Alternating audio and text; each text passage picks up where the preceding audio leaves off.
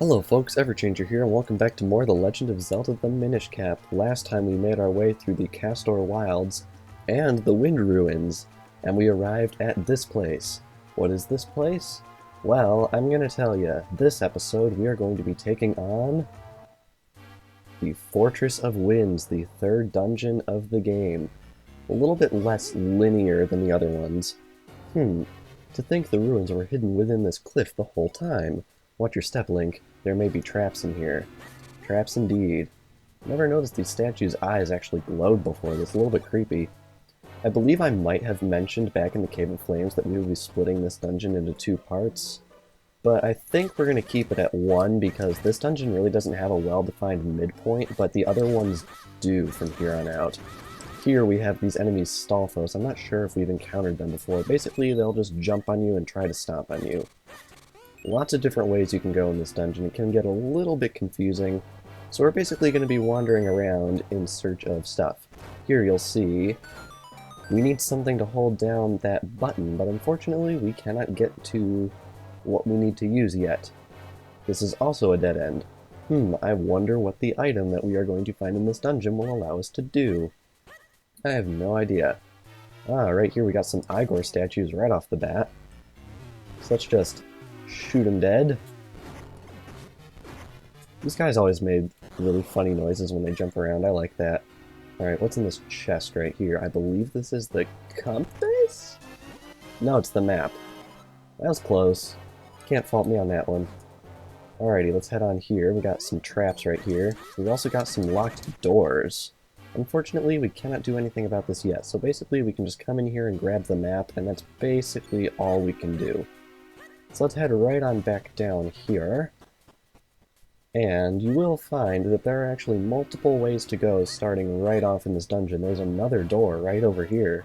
Pretty crazy. Free hearts right there if you need them. Very foreboding music in this area, I must say. This part of the game likes to channel like I guess a bit of a darker feeling than it has thus far, because now you've got all these undead enemies and ruins, and it's really cool. A little bit different from what you're used to, but I like it. Ooh, gotta be careful of those skulls. They'll come flying at you, so make sure to use your rock breaker technique if you have it. If not, I recommend the shield. Shoot that right there with the arrow. Very standard fare Zelda puzzle. And in here, I believe... Okay, this actually isn't what I was expecting. I was actually expecting it to be another Darknet. Although, come to think of it, I'm not sure if Darknets actually appear in this dungeon or not. Alright, now that we've got that cleared out, standard kill all the enemies to advance fare, and this definitely looks suspicious. Indeed it is. We have a rupee-like right here. I'm hoping I'll never get caught by one of those, but you never know. I might get unlucky. I believe there's another one down here. Oh, something I very rarely do, but I believe if you hit these guys, yes, if you hit those guys, I believe they're called anti-fairies, with your boomerang, they will actually become fairies, which is pretty nice. So make sure to capture one in your bottle if you need it, although I'm pretty confident about taking down the dungeon boss here without fairies. I've played this game quite a lot, so I definitely know what's coming up for the most part. Alright, got a spiny choo-choo right here. Come on, dude. There we go. Alright, head right on through this door. And we've got some moving platforms right here. You're gonna want to have your bow equipped for this, because there are actually multiple switches here that will allow you to progress, but you have to hit them both. Try going north first, I think. Aha. We actually have, for the first time in a dungeon, a puzzle which requires us to split ourselves in two. We're going to be seeing a lot more of these mechanics used in dungeons from here on out, which is going to mean the puzzles are going to get quite creative. Alright, now these are out. Should note, you cannot shoot your bow when you are split. You have to make sure to press the R button to return yourself to your singular form before you can let fly on these guys. Alright, one more shot, and down he goes. Now, I'm not sure. This is either the compass or the dungeon item. I actually don't remember. It is the compass. Okay. Very nice. Should tell us where all of the treasure in this dungeon is, although I'm hoping I'll be able to just grab it all. Alright, let's head right on over. Ooh, that was close. Here, and now we have this door open. Head right on through, and ropes. Gotta watch out for these guys. They're quite fast, but luckily if you can knock them down to the lower floor, you'll be good. Now, over here, of course, we have more splitting puzzles. Yes, more splitting puzzles. Hopefully I'll actually do this right. I'm actually not sure if we're supposed to be in this area yet. Alright, so we can push that over, and push this over this way. I think now that we've done that, we have to come back over here and align ourselves differently. That is a puzzle element that's going to be happening a lot. You have to orient your clones a certain way in order to be able to solve puzzles. Alright, I believe this will drop a key. Yes, indeed. All the way down to the first floor right there. Did something just fall down, or was it just my imagination? And I hop right down here, all the way down,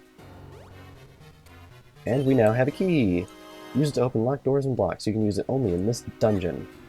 Just gonna point out, make sure to grab all the chests in this area, especially so you have about 600 rupees by the time we head back to Hyrule Town, because Stockwell has one more item for us that we are definitely gonna want to pick up. Especially if you find that you're not very proficient with the bow. Not to spoil anything, but given the last item we picked up there, you're going to want that. Pull that switch, we got a kinstone piece right there, and I believe this other switch will open the door.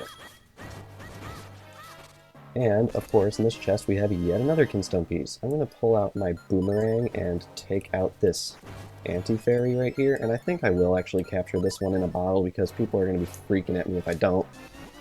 You caught a fairy in your bottle. Very good. Alright, pull out the bow again, since that seems to be our weapon of choice in this dungeon. Grab onto the switch. And that'll open the door. Very nice. Head on in, and we have another one of these spiny choo-choos, although I don't think we actually need to take him out. Head right up here. This guy's in our way. Can you fire at this guy? Or will he catch on to that? Oh, he actually can. Oh wow, it takes him out in one hit. Never actually tried that before, good to know. Alrighty, right up here we have two buttons. And of course, as you would probably expect, we have to flip those switches. Alrighty, so let's come right on over here, and hopefully that guy will... Oh wait, no, hang on. This guy's actually standing on a tile. Yeah, I remember this one. Alright. Alright, wake back up, Armos. There we go. I always thought the Armos looked a little bit chubby in this game, a little bit weird. Alrighty, so now we can trip these two panels, head right on through the door here, and plunk. Alright, now we can head through this way, and now we have a Minish portal. This will allow us to head back on through this door right here. And luckily, this will also allow us to come through and turn this guy on, which is very important because I believe he's standing in front of a very important switch. Sneak right through this little area, return to normal size, and push the block.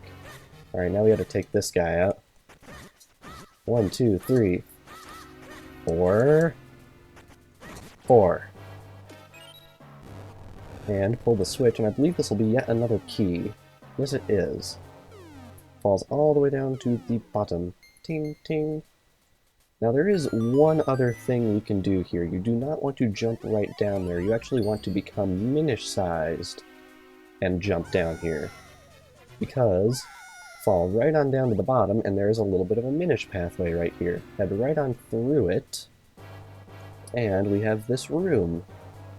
Come right on over to this panel, return to normal size, and over here we have the one and only piece of heart in the Fortress of Winds.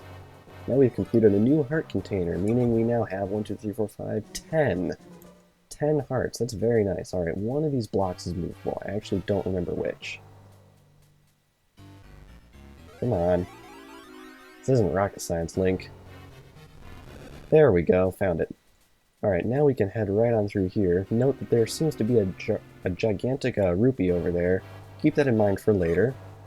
Head right on over here, and now we have another small key. Use it to open locked doors and blocks.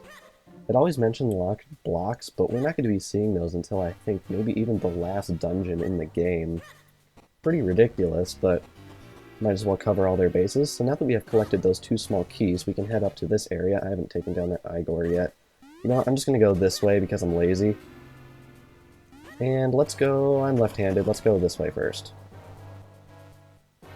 Aha, this room. Gotta be careful about this room. Make sure to dodge all these blocks right here. Lets you go over to the other side. And in here we have another one of those eyeball puzzles. Is this where they introduced that enemy I hate? Yes, it is. This is a Wallmaster. I am so sorry, everyone, but this game has Wallmasters in it. Do not get caught by this thing, otherwise it will take you back to the entrance of the dungeon, and that, quite frankly, sucks. So try to avoid that whenever possible, because it is not fun to get sent all the way back to the beginning of the dungeon.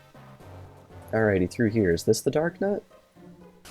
Yes, it is. Okay, so there is a Dark Nut in this dungeon. Alright, I'm going to equip my Pegasus boots for this, since they don't seem to take very kindly to that. Although this one seems to be a lot more reflexive than the other one. I might have to try a different approach. Boomerang, maybe? Oh, wow. Okay. Looks like you gotta tease him into swinging his sword, and that will cause him to have a bit of a recoil time. Come on, guy. These guys are pretty difficult to fight, to be honest. So you gotta be really careful, otherwise they can mess you up real quick. And of course, there are different ranks of Dark Nuts, just like in the Wind Waker. That one we fought in the Castor Wilds, I believe it only took 4 hits. This one's obviously taking more because it's of higher rank, so you need to be really careful when fighting it. Alright, now that we've taken it out, we have now unlocked the blue portal of this dungeon, so that will return you to this room from the entrance. So yeah, if you got caught by that Wallmaster in the room preceding, you were this close to having a portal right back here. Apologies for that, but I guess them's the ropes. Alright, we gotta be careful about this room. You actually have to follow it around this way and watch out for the traps. This button will open the door, and then just follow it around a second time. And we have this room right here. I believe this is the upper level of the room where we follow those Stalfos. And then there's this room. This is a bummable wall right here, although I'm not sure we can do what's behind this until a little bit later. Okay, yes. This is important. You got the mole mitts. Dig, dig, dig to your heart's content. This is the dungeon item. We actually can do the thing we're supposed to do here. So yes, the dungeon item is hidden behind a hidden but rather conspicuous bombable wall. But anyway, you see this stuff right here that looks kinda like some odd fruit cake? Well, it's actually dirt. Press A with the mole mitts, and you can dig right on through this stuff. And 100 rupees for your trouble, very nice. So keep in mind all those rupees in that entrance room, because that's something you're going to want to grab. I really like how the mole mitts are the item in this game, honestly, instead of just something generic like the shovel. Plus, check out Link's animation when he uses these things, it's hilarious, I love it. Alright, but for this part, we're actually going to want the Pegasus boots equipped, and I'm probably going to screw this up. Yep, I screwed it up. Basically, it will spawn this bridge, but only for a split second. Gotta dash right across with your Pegasus boots. Phew, we barely made it. I was certain we'd run out of time. You gotta dash right across there and be real quick. Here we have another enemy that I really do not like. This is the Floor Master. Luckily, these things fall to the bow in one hit. So be sure to take them out as quickly as possible, because these things, like Wallmasters, take you all the way back to the beginning of the dungeon, and that really, really sucks if it happens to you. Alrighty. I'm going to run ahead here real quick, because I think we might need yes. I think. I'm not sure, but I think we need to clear out this room before we come through here Minish-sized. I'm not positive on that. I'm probably wrong, honestly. But anyway, right over here, and we shrink ourselves down, I really like how they're using the Minish form a lot more in this dungeon. I feel like it didn't get used quite as much in... Come on, out of my way. I don't feel like it got used quite as much in the Cave of Flames. So luckily they're using it here well enough. I believe we want to sneak through this way? Oh, wait, I don't have a key. Derp. Yep, I screwed this up. I'll be right back. We actually want to do this room as normal-sized Link first. Apologies for that. We want to come down here, and luckily, we can just hop right on in these holes. Let those blades go right over us, and we actually want to do this first. Apologies for that, but anyway, take down these ropes right here, and we can set up a cool little button combo right here. We got 4 buttons right here, but unfortunately we can only split ourselves into 2 copies. So what you want to do is you want to set this up just like this. Let me see if I got this figured out. 3 spaces in between, okay. So it looks like we want to clone ourselves to this tile and sidle right on over here, and this tile. This will allow us to sort of sneak our clone through here. And now we have a key. Very good. Now we can come right on back. Whoop, don't push that. Right on back here. And yoink. Unlock this door. I believe we need the Minish form over here. Yes, we do. There is something here for Minish Link. Head right on back through this room. Unfortunately, we have to take the long way through since it appears these skulls actually respawn once you leave the room and come back. Anyway, head right on over here and return to thumb size, and we can head through this room, albeit slowly. And eventually, we're going to wind up on the other side. Come on, can I make it? Ooh! Dang it, no.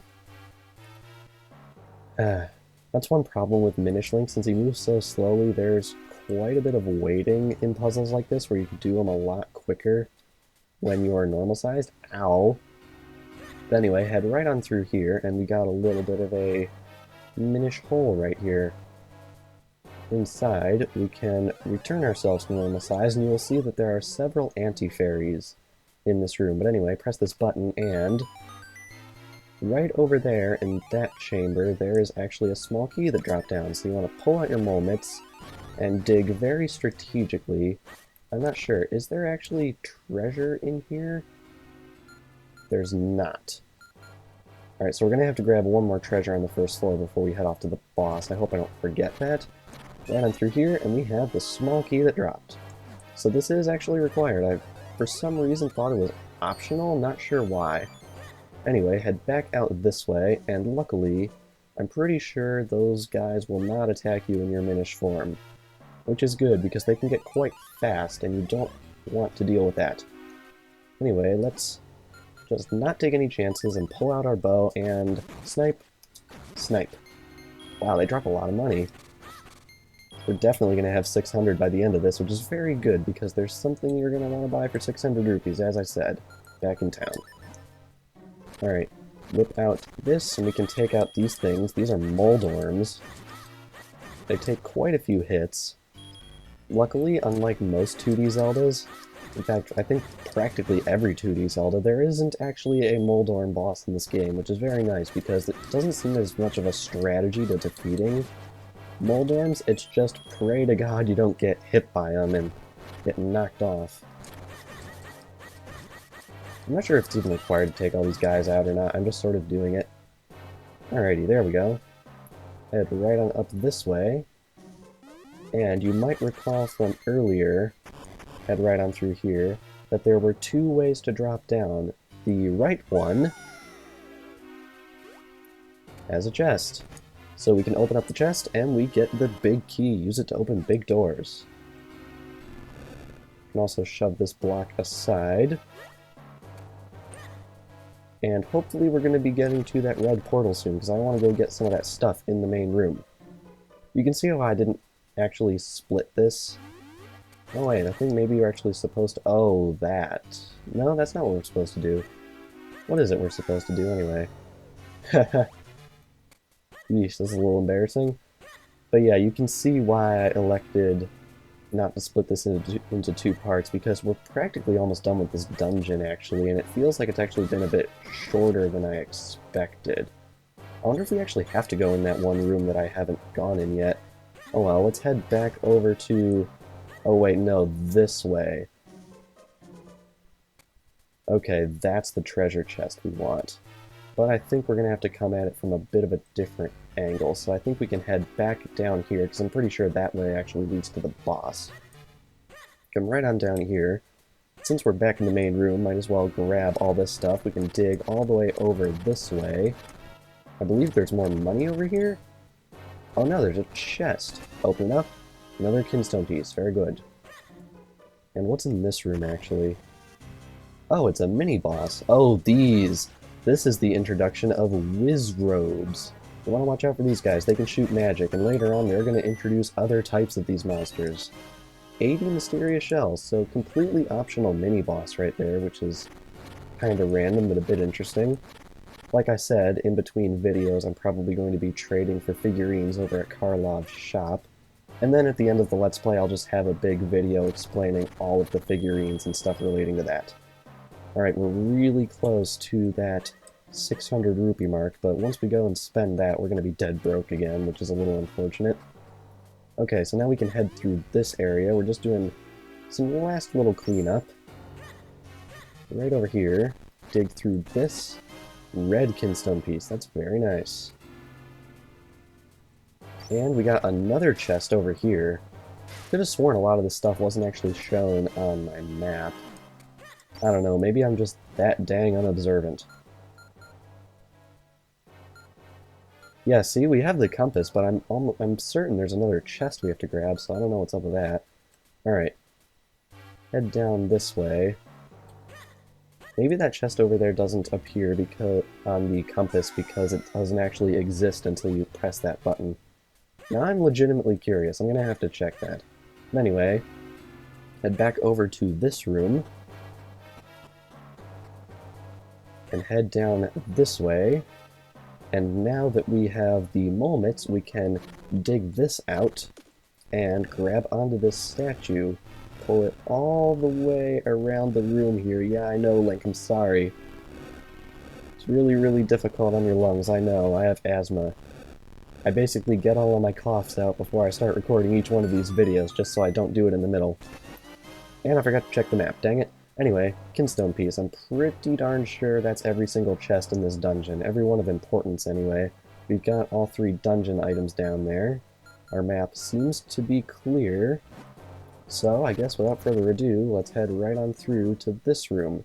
Push this block, and that will actually activate the red portal. I'm gonna head right on through it, because I want to grab a couple of recovery hearts. And now we can head right on back. Now I gotta say, I really, really like this boss. So without further ado, let's head on inside. Nice enough, they actually have a bit of a recovery room right here. Let's see if we can get him stuck. Oh no, he actually magnetizes to the walls. That's different, actually. I'm not sure if they did that in previous games. Usually they just get stuck in place. Anyway, go on forward and...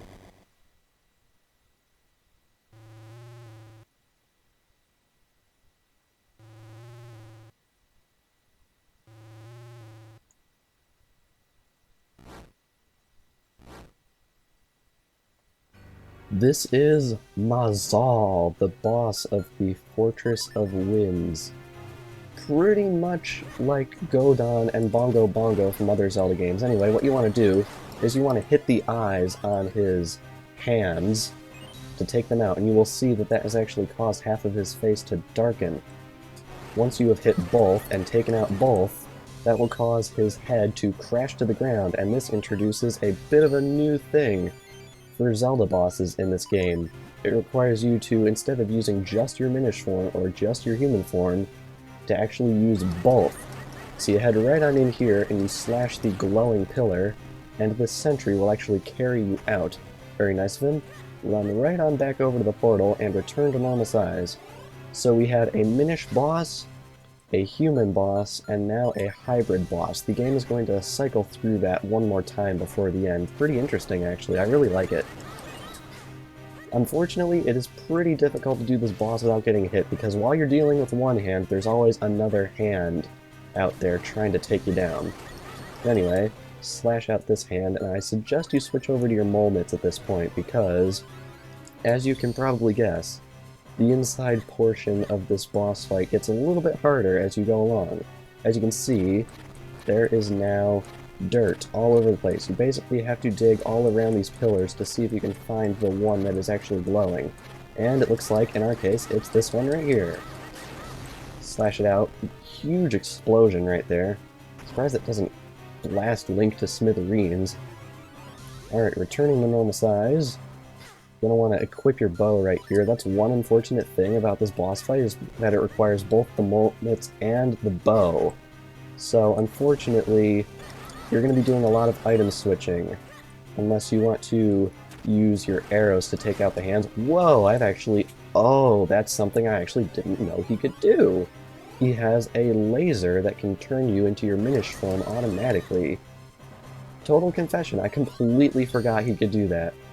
So I guess it's a good thing he launched that, because otherwise some of you playing along might have been caught by a brutal surprise. I'm not sure, but I think this is the only boss in the game that is actually capable of doing that. I might be wrong. We might encounter something later. If there is, though, I'm not going to spoil it because, you know, spoilers. But anyway, now that we have done that, down goes Mazal.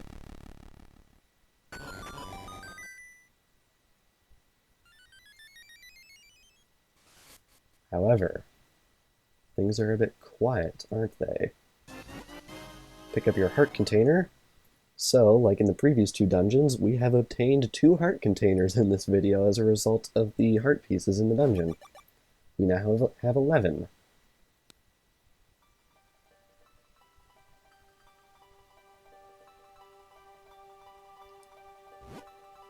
We are the tribe of the winds. Long have we lived with the winds. We have mastered them. Now, we join them. Together, with the great winds at our backs, we head for the skies. Those who come seeking our power must play the notes Zephyr teaches. May they lead you onward to the power that you seek. You got the Ocarina of Wind. North, south, east, and west are all just a breath away. I do believe that this is where the tribe of the winds once lived. So they've left for the heavens, and taken their element with them. It looks like the wind element is beyond our reach for the time being. We have no choice but to press on. Let's get out of here. The element was not here, but at least we now have a clue to its whereabouts. We must use the Ocarina of Wind to open a new path. Well, there's no point in standing around. Go get that last element! How unfortunate! It would seem that the Wind tribe that used to inhabit these wind ruins have indeed left for the skies and taken along with them the wind element. So unfortunately, no element for us today. But now that we have obtained the Ocarina of Wind and conquered the Fortress of Winds, next time on the Legend of Zelda the Minish Cap, now that we have defeated the Fortress of Winds, a lot of stuff has opened up for us around the world. This is probably the one dungeon where the most stuff opens up after it. So next time, we are going to be covering all of that new stuff, or maybe some of it. I'm probably going to have to do 2 videos. There's quite a lot of it. But anyway, I will see you guys next time.